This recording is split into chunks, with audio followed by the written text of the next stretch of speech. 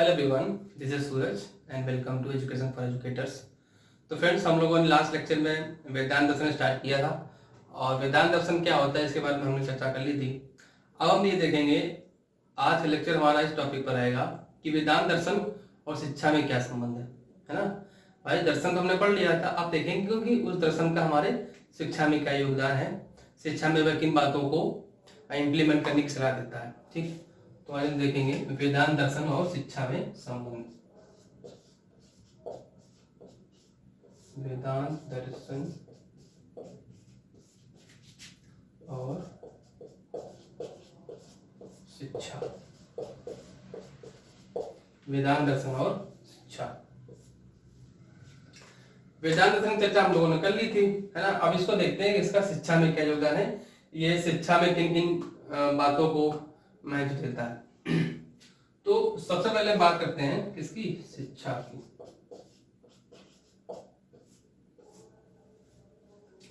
शिक्षा की बात करते हैं। अच्छा, वेदांत दर्शन के अनुसार मनुष्य का अंतिम उद्देश्य क्या है? मुक्ति पाना। ठीक है, इस दर्शन के अनुसार मनुष्य का अंतिम उद्देश्य क्या है? मुक्ति पाना। ठीक है, और मुक्ति पाने के लिए मनुष्य को ज्ञान की आवश्यकता है ना। मुक्ति पाने के लिए मनुष्य को परम ज्ञान की आवश्यकता है। और ज्ञान किससे मिलेगा? जाहिर सी बात है, ज्ञान मिलेगा आपकी शिक्षा से। ठीक है, तो ज्ञान किससे मिलेगा? ज्ञान मिलेगा आपकी शिक्षा से। अब इन्होंने शिक्षा में ही, जैसा कि लास्ट में बताया था कि परा और अपरा की बात की थी इन्होंने, है ना भाई। शिक्षा में उन्होंने परा अपरा की बात की थी। एक हमारी परा विद्या होती है, एक हमारी होती है अपरा विद्या। तो परा विद्या में क्या आती है? हमारी आध्यात्मिक चीजें आती हैं, और अपरा विद्या में क्या आती है? हमारी व्यवहारिक चीजें, यानी कि जो हम डेली लाइफ में जो चीज सीखते हैं वो हमारे व्यवहार में आ जाएगी, और जो हम धर्म से संबंधित चीजें सीखते हैं वो हमारी आध्यात्मिक होती हैं। तो इन्होंने इसी प्रकार की शिक्षा देने की बात की है। इनके अकॉर्डिंग शिक्षा वो है, इनके अकॉर्डिंग इन्होंने संस्कृत में शिक्षा को ऐसे परिभाषित किया है। इन्होंने कहा है कि सह विद्या या विमुक्तये।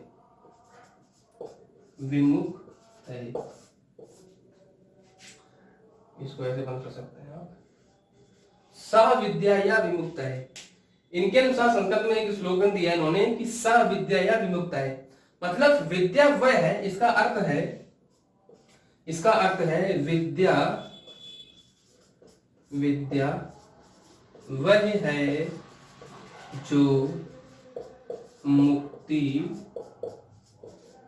वह है जो मुक्ति दिलाए। विद्या या शिक्षा वह है जो मुक्ति दिलाए। तो अब जैसे कि लास्ट लेक्चर में बताया था हमने, मुक्ति पाने के लिए एक मनुष्य को दो चीजों का ज्ञान होना चाहिए, एक व्यवहारिक ज्ञान, एक आपका आध्यात्मिक ज्ञान, है ना। तो शिक्षा में उन्होंने किसकी बात की है? उन्होंने सिर्फ दो ही चीजों की बात की है। एक आप अपरा उसको बालक को सिखाओगे, और एक आप उसको पराविद्या का ज्ञान सिखाओगे। यानी परा विद्या में आपकी आध्यात्मिक चीजें आ जाएंगी और अपरा विद्या में आपकी आ जाएंगी व्यवहारिक चीजें। ठीक है, तो अब इसी शिक्षा में बात करते हैं। अब जब शिक्षा है तो शिक्षा में क्या होगा? शिक्षा में पाठचर्या होगी, और शिक्षक होगा और आपका शिक्षार्थी होगा। और कुछ होता है क्या शिक्षा में? चीजें होती है भाई। शिक्षा क्या है? सीखने सिखाने की प्रक्रिया। अब सब कुछ करना तो बालक के लिए है ना, मनुष्य के लिए करना है। तो अब शिक्षा में तीन चीजें होती हैं, शिक्षार्थी, पाठचर्या और आपका शिक्षक। तो इसी चर्चा करते हैं कि उन्होंने शिक्षक के बारे में क्या कहा है और शिक्षार्थी के बारे में क्या कहा है, उसमें कौन कौन से गुण होने चाहिए, और बाकी इसकी पाठचर्या के बारे में क्या कहा, पाठचर्या कैसी होनी चाहिए। तो आइए समझते हैं। ये नोट कर लिया होगा आपने।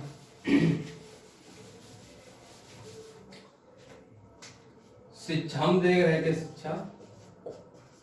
शिक्षा में पहली बात करते हैं हम इसकी पाठचर्या की, कि इनके अकॉर्डिंग पाठचर्या क्या होनी चाहिए। ठीक, अच्छा, सबसे पहले मैंने बताया था आपको पाठचर्या और आपका पाठ्यक्रम। पाठचर्या क्या होती है? जो आपके पूरे शैक्षणिक सत्र में आप लोग जो भी किया करते हैं, क्या होती है? पाठचर्या होती है। ठीक, जैसे कि आपको पता है कि शिक्षा में किसकी बात की गई, एक परा विद्या की, एक आपकी अपरा विद्या की, ठीक है। तो पाठचर्या में भी आपकी दो चीजें शामिल की जाएंगी। देखो वेदांत दर्शन में कोई भी चीज आप पढ़ोगे, चाहे पाठचर्या, चाहे शिक्षक, चाहे शिक्षार्थी, कुछ भी, उसमें दो चीजें जरूर आएंगी, एक आपकी अपरा विद्या, एक आपकी परा विद्या। क्योंकि ये सिर्फ इन दोनों पर ही फोकस करता है, ठीक है। तो पहले आप देखोगे अपरा विद्या और फिर आप देखोगे परा विद्या, ठीक। अच्छा, अपरा जो विद्या होगी वो क्या होगी, आपके व्यवहारिक ज्ञान से संबंधित, आपका व्यवहार किस, तो वो फिर ऐसे सब्जेक्ट से बात करता है जिससे आपका व्यवहार इंप्रूवमेंट हो, जिससे आपके बिहेवियर में इंप्रूवमेंट है, जिससे आप डेली अपनी जो डेली लाइफ चीजें हैं उनको आप अच्छे से इंप्लीमेंट कर सको, उनको आप अच्छे से कर सको। तो ऐसी विद्या किसमें आती है, अपरा विद्या में। जो ऐसे सब्जेक्ट्स होंगे वो भी किसमें आएंगे, आपके अपरा विद्या में। तो अब अपरा विद्या में कौन सब्जेक्ट आ सकते हैं जो आपके व्यवहार को बढ़ाएंगे। सबसे पहले आ जाती है आपकी भाषा, क्या जाएगी आपकी भाषा शैली, ठीक। और डेली लाइफ में गणितीय क्रियाएं भी करते हो आप, है ना, जोड़ना घटाना, कहीं दुकान सामान ले जाना हो तो कैसे रुपए कम ज्यादा सब गणना करने के लिए आपको गणित सिखाई जाएगी। फिर आपको विज्ञान सिखाई जाएगी, विज्ञान के साथ साथ आपको पुराने जब वेदांत दर्शन में आपको तो चिकित्सा भी सिखाई जाती थी, चिकित्सा शास्त्र बोल सकते हैं इसको, ठीक है। चिकित्सा शास्त्र हो गया, अर्थशास्त्र हो गया, और आपको कूटनीति हो गई, है ना, ये सब कुछ किसमें आ जाएगा, आपको सब कुछ आपके आ जाएगा अपरा विद्या में, ठीक। तो पाठचर्या में दो चीजें सिर्फ करनी है मनुष्य को, एक सीखना बालक को अपरा विद्या, एक सीखना परा विद्या। अपरा विद्या में आ गई उसकी व्यवहारिक चीजें जो उसको डेली लाइफ में करनी है। भाई उसको दूसरे बोलना है तो भाषा आना चाहिए, तो भाषा सिखाएंगे।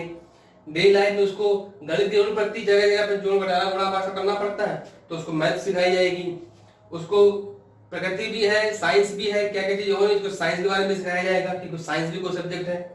फिर वो आज बालक बीमार भी पड़ता है, लोग बीमार भी पड़ते हैं, तो उसको चिकित्सा ज्ञान भी कराया जाएगा। अर्थशास्त्र भी है, कूटनीति भी है, और आपको युद्ध नीति भी सिखाई जाती है, युद्ध भी होते थे उस टाइम पे, तो है ना। तो सब चीजें किसमें आ गई अपरा विद्या में। परा विद्या में क्या आ गया आपको, परा विद्या में आपका आ गया धर्म का ज्ञान, है ना, आपका धर्मशास्त्र और आपका गीता, आपके वेद,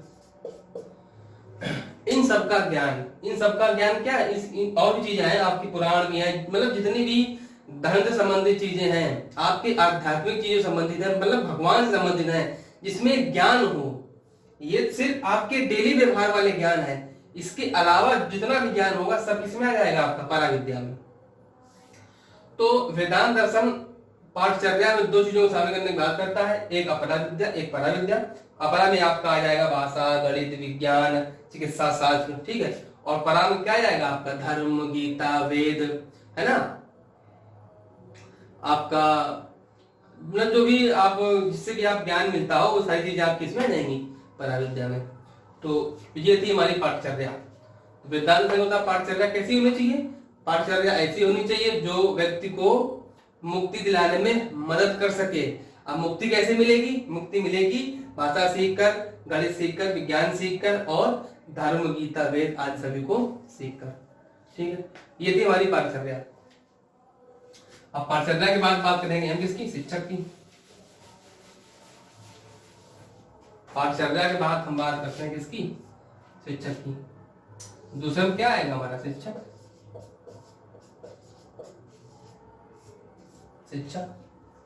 सारी चीजें वही चलेंगी परा व परा। पाठचर्या में अब पाठचर्या है तो उसमें किताबें और गीता धर्म आ गया। अब शिक्षक क्या करेगा, उसी पाठचर्या को सिखाएगा, है ना। देखो बहुत सरल है समझना। वेदांत दर्शन क्या है, वेदांत है वेदों का अंत, यानी कि वेदों का सार किसमें दिखाया गया, वेदांत दर्शन में। अब इन्होंने क्या कहा, इन्होंने मनुष्य का अंतिम उद्देश्य किसको माना है, मुक्ति पाने को। अब मुक्ति किससे मिलेगी? इसके पास ज्ञान होगा। क्यों? क्योंकि अगर ज्ञान है तभी आप सांसारिक दुखों से छुटकारा पा सकते हो। अब बिना ज्ञान के तो आप छुटकारा पा ही नहीं सकते हो। और ज्ञान किससे मिलेगा? आपको शिक्षा से। ज्ञान किससे मिलेगा? शिक्षा से। अब जब हम शिक्षा में जब किसी बालक को सिखाएंगे तो भाई बालक को सिखाएंगे, शिक्षक सिखाएगा, और सिखाने कोई माध्यम भी होगा। तो माध्यम क्या होगा? वो पाठचर्या होगी। तो अब पाठचर्या में किसको रखेंगे? भाई जब बालक को मुक्ति दिलाने की बात की गई, मुक्ति मिलेगी ज्ञान को, तो हम पाठचर्या में वही सब्जेक्ट को रखेंगे जिनसे बालक को मुक्ति मिलेगी। तो किसको रखेंगे? एक अपरा विद्या को, एक परा विद्या को। ठीक, तो अब पाठचर्या में किसको रख दिया हमने? अपरा और परा को, यानी कि भाषा, धर्म, वेद, ये सब किसमें आ गया? पाठचर्या में। अब उस पाठचर्या को सिखाने वाला भी तो कोई होना चाहिए ना भाई। सिर्फ सब्जेक्ट रखने से मतलब थोड़ा कि हमने रख दिया, बालक अपने तो पढ़ नहीं लेगा, पढ़ाएगा उसको शिक्षक फिर है, तो उसको पढ़ाने वाला भी होना चाहिए।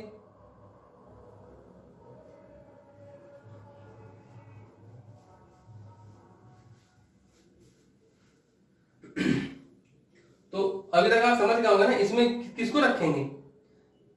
बात हम चाहे शिक्षक हो, चाहे शिक्षार्थी हो, चाहे पाठचर्या हो, बात हम सबकी बात हम वही करेंगे, केवल परा और परा विद्या की ही। पाठचर्या में वो चीजें आ जाएंगी कि क्या सिखाना है, शिक्षक वो चीज सिखाएगा और शिक्षार्थी वही चीज सीखेगा। ठीक है, तो शिक्षक भी कैसा होना चाहिए? अब शिक्षक भी परा और अपरा विद्या को सिखाने वाला होना चाहिए। ठीक, तो अब ये परा और अपरा विद्या सिखाने के लिए भी तो उसके पास कुछ क्वालिटी होनी चाहिए ना भाई। जब ये शिक्षक स्वयं मुक्ति पा चुका होगा तभी तो वो इन चीजों को इम्प्लीमेंट करके सिखा पाएगा ना। सच्चा शिक्षक, एक अच्छा शिक्षक वही है जो चीजों को खुद एक्सपेरिमेंट करके बालकों को बताए कि नहीं, हाँ मैंने ये अपने ऊपर एक्सपेरिमेंट किया है, तब मैं ये आपको पढ़ा रहा हूं, ये बिल्कुल ऑथेंटिक चीज है। वो होता है अच्छा शिक्षक। ठीक, तो वेदांत दर्शन के अनुसार शिक्षक कैसा होना चाहिए? शिक्षक ही ऐसा होना चाहिए जिसके पास ये परा और अपरा विद्या, दोनों विद्याओं का ज्ञान हो। और जब शिक्षक के पास परा अपरा दोनों विद्याओं का ज्ञान होगा तो वो इस सांसारिक दुखों से मुक्ति पहले से ही पा चुका होगा। भाई आपने धर्म का ज्ञान हो गया, आपको भाषा शैली का ज्ञान हो गया, आपको गणित का ज्ञान हो गया, आपको साहित्य का ज्ञान हो गया, आपको दर्शन का ज्ञान हो गया, आपको अपने धर्म का पूरा ज्ञान हो गया, आपको सत्य असत्य का ज्ञान हो गया, आपको सुख और दुख का ज्ञान हो चुका, तो जाहिर सी बात है आप खुद ही एक मुक्ति पा चुके हैं सांसारिक जीवन से। इनका मतलब मुक्ति पाने का अर्थ यही तो है ना कि आप जो समाज में जो कुरीतियां हैं, जो भेदभाव चल रहे हैं, भेदभाव व्याप्त है, उन सभी से आप ऊपर उठ के, उन सभी से आप ऊपर उठ जाओ। यही तो मतलब है ना इस वेदांत दर्शन का। तो शिक्षक कैसा होना चाहिए? शिक्षक के पास भी परा अपरा विद्या की ज्ञान होना चाहिए ना भाई, ज्ञान होना चाहिए। और आपने वो चीज की हो, आप जब खुद ही अगर आप भी मोह माया से घिरे रहोगे तो आप बच्चों को क्या सिखा पाओगे, है ना? अगर तो शिक्षक कैसा होना चाहिए? शिक्षक भेदभाव रहित होना चाहिए। प्रत्येक बालक एक अलग टाइप का होता है, उसको हर बालक को समान अधिकार देना चाहिए, उसको हर बालक को एक समानता होनी चाहिए, हर बालक की अपनी क्षमता होना चाहिए। ये नहीं कि भेदभाव, मतलब बालकों में शिक्षक को तो भेदभाव करना ही नहीं है, ना उसके शरीर के हिसाब से, ना उसके ज्ञान के अनुसार, ना ही उसके आप बैकग्राउंड के हिसाब से। लेकिन आजकल ये चीजें नहीं है। आजकल तो ये चल रहा है कि अगर जो बच्चा मान लीजिए कोचिंग नहीं उस टीचर से पढ़ रहा है तो उस बच्चे का तो पढ़ना बिल्कुल मुश्किल हो जाता है स्कूलों में, है ना? हाँ, हम देख चुके हैं ना ये सब। कह रहा है हम कोचिंग नहीं जाते थे तो फिर हमको अलग तरीके से ट्रीटमेंट मिलता था स्कूल में, जो कोचिंग पढ़ते थे उनका कुछ अलग ट्रीटमेंट होता था स्कूल में, है ना? तो वेदांत दर्शन इस बात को नकारता है। इनको ये कहना ही है कि शिक्षक को भेद रहित होना चाहिए, पक्षपात रहित होना चाहिए। बिल्कुल आपको किसी बच्चे से कोई पक्षपात नहीं करना, सब बच्चे आपके लिए एक समान है। तो ये था शिक्षक भाई, दोनों चीजों का ज्ञान आपको होना चाहिए। अब परा विद्या में वही धर्म, गीता का सार, वेदांत का ज्ञान, वेदों का ज्ञान, सब कुछ आपको होना चाहिए, है ना? और अपरा वही आपकी युद्ध नीति, आपका चिकित्सा शास्त्र, आपका गणित, आपकी भाषा शैली, इन सब का ज्ञान अगर आपको होगा तो आप अपने आप उस क्या कहते हैं कि मुक्ति पा चुके होंगे, तभी आप अपने शिक्षक को भी अपने शिक्षार्थी को भी सिखा पाएंगे। ठीक है, तो ये था हमारा शिक्षक। इसके बाद तीसरा क्या आता है हमारा शिक्षार्थी।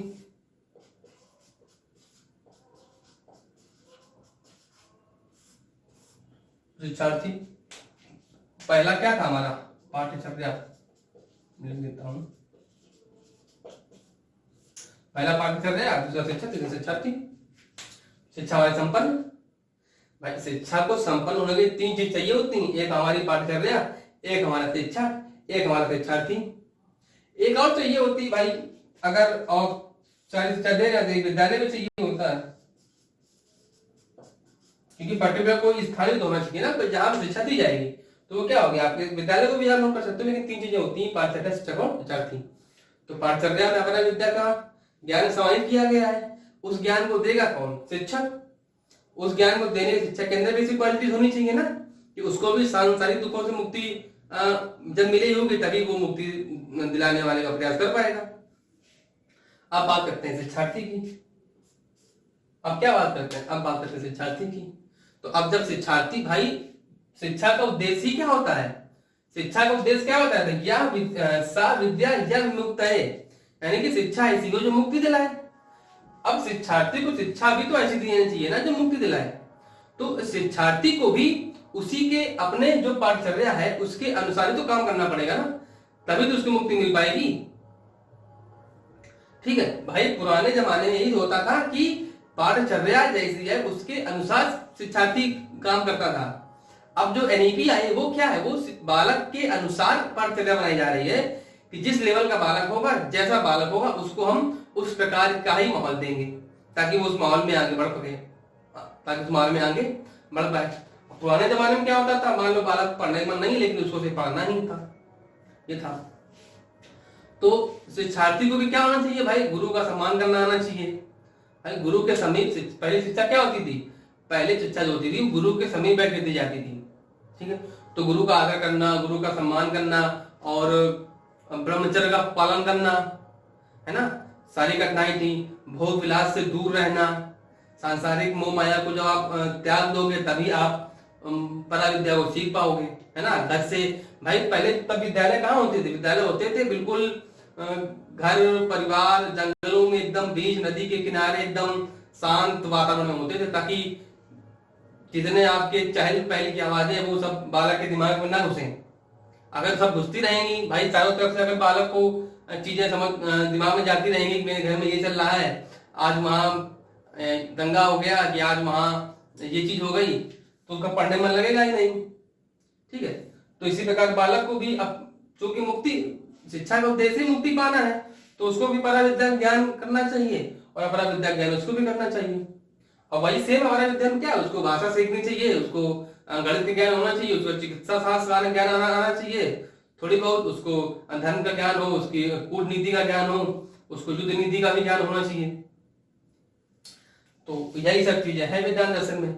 और विद्यालय बता ही चुके हैं कि विद्यालय कैसे होते थे उस जमाने में। उस जमाने विद्यालय होते कहाँ थे, उसमें आश्रम होते थे भाई। वो तो गुरु के समीप रहकर बच्चे पढ़ते थे, घर से निकल जाते थे 10-12 साल की उम्र में, और अपना शिक्षा ग्रहण करने के बाद वापस आते थे। जब तक माता पिता गुरु सब उनके शिक्षक ही होते थे, वहीं पे उसको रहना खाना सब कुछ अपने हाथ से भोजन बनाना विद्यालय में ही, और भिक्षाटन करना, ये सब करना पड़ता था। तो ये था हमारा वेदांत दर्शन। आई होप आप लोग समझ गए होंगे। एक बार थोड़ा सा चर्चा कर लेते वेदांत दर्शन की। वेदांत क्या है, वेदों का अंत, यानी कि जो वेदों का जो सार है वो किसमें है, वेदांत दर्शन में। ठीक, वेदांत दर्शन क्या कहता है, वेदांत दर्शन इस ब्रह्म को ही सत्य मानता है, इस जीवन की उत्पत्ति ब्रह्म से ही मानता है, और किसी चीज को वो नकार देता है। सब कुछ उसके अंदर सर्वशक्तिमान कौन है, ब्रह्म सर्वशक्तिमान है। आत्मा क्या है, आत्मा अजर है, अमर है, आत्मा कभी मरती नहीं है। एक शरीर नश्वर है, वो शरीर खत्म हो जाता है, लेकिन आत्मा क्या होती, एक शरीर से निकल कर दूसरे शरीर में प्रवेश कर जाती है। ठीक है, अच्छा, और इनके अनुसार जीवन, मनुष्य जीवन का अंतिम उद्देश्य क्या है, मोक्ष की मुक्ति पाना या मोक्ष पाना, या जीवन से मुक्ति, है ना। अब जीवन से मुक्ति कैसे मिलेगी, जीवन से मुक्ति मिलेगी जब आपको ज्ञान होगा, अब ज्ञान कैसे आएगा? ज्ञान मिलेगा आपको शिक्षा के द्वारा, ठीक है। तो शिक्षा कैसी होनी चाहिए? शिक्षा ऐसी होनी चाहिए जो मुक्ति दिलाए। अब मुक्ति जो दिलाए तो हम शिक्षा में पाठचर्या ऐसी बनाएंगे जो बालक को वास्तव में मुक्ति दिला सके। अब मुक्ति से मतलब क्या है? उसको सांसारिक दुखों से ऊपर उठाना, मुक्ति दिलाना। तो पाठचर्या में हमने क्या इम्प्लीमेंट किया? एक अपरा विद्या का ज्ञान दिया जाएगा, एक उसको परा विद्या का ज्ञान दिया जाएगा। अपरा विद्या के ज्ञान से उसको व्यवहारिक जीवन से मुक्ति मिलेगी कि उसकी भाषा शैली अच्छी होगी, उसको कहीं कठिनाई नहीं आएगी, उसको जोड़ने घटाने में कहीं कठिनाई नहीं आएगी, है ना। और परा विद्या से क्या होगा? उसको धर्म के बारे में जानकारी होगी, उसको आध्यात्मिक ज्ञान मिलेगा, भगवान के प्रति रुचि होगी। क्योंकि ब्रह्म सत्य है तो ब्रह्म के ही अनुसार पाठचर्या भी होगी, है ना। और फिर शिक्षक क्या करेगा? शिक्षक इस पाठचर्या को, जैसी पाठचर्या उसी के अनुसार शिक्षक को बताएगा। और उसको खुद भी ये होना चाहिए ज्ञान, वो खुद मुक्ति पाना चाहिए, उसको खुद मुक्ति, उसको खुद सांसारिक दुखों से दूर होना चाहिए, तभी वो विद्यार्थी को सिखा पाएगा, ठीक है। और शिक्षार्थी को भी क्या करना चाहिए? शिक्षार्थी को भाई अगर इसका भी उद्देश्य क्या है? मुक्ति पाने को है। अब मुक्ति पाने के लिए आपको अपरा और परा विद्या का ज्ञान होना चाहिए, ठीक है। और फिर चौथा विद्यालय क्या होते थे पहले? प्रकृति की सुंदर, एकदम सुंदर एरिया में मान लीजिए कि स्थित होते थे आश्रम। वहां पर एकदम आश्रम के बगल से नदी बह रही है और खूब अच्छा वातावरण होता था, मतलब सूर्य की पर्याप्त रोशनी आ रही है और पेड़ पौधे, खूब हरियाली आसपास, चारों तरफ खूब चीजें होती थी।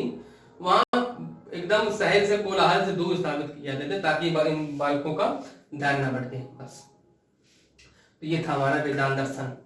वेदांत खत्म हो चुका है। कल हम बात करेंगे नेक्स्ट टॉपिक, देखते हैं क्या है, बौद्ध है कि जैन है। तो आई होप आपको समझ में आया हुआ लेक्चर। अगर समझ में आया हो लाइक करें, शेयर करें और चैनल को सब्सक्राइब करें। Thank you.